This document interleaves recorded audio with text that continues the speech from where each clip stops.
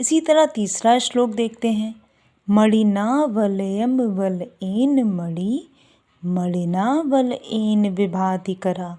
मणिना means मणि से, वलयम means कंगन की, वलयेन मणि, मणि से कंगन की, और कंगन से किसकी शोभा होती है? मणि की।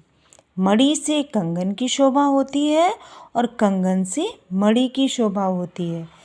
मणिना वलयेन विभाति करा, और मणि और कंगन दोनों से किसकी शोभा होती है? करह की। करह मीन्स हाथ।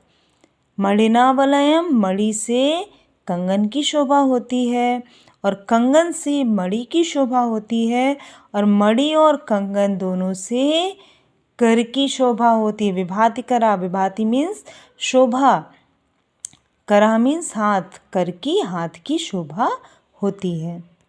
इसी तरह चौथा श्लोक। कविना च विभुः विभुना च कविः, कविना विभुना च विभाति सभा। कविना, कविना मीन्स कवि से, विभु मीन्स राजा, कवि से राजा की शोभा होती है, और विभुना च कवि, और राजा से कवि की शोभा होती है।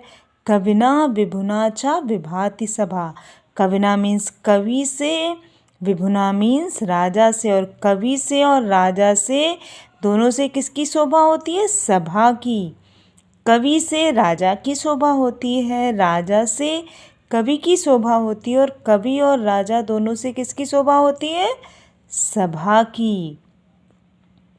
इन चारों में आपने देखा कि चंद्रमा से रात की शोभा होती है, रात से चंद्रमा की शोभा होती है, और रात और चंद्रमा दोनों से आकाश की शोभा होती है।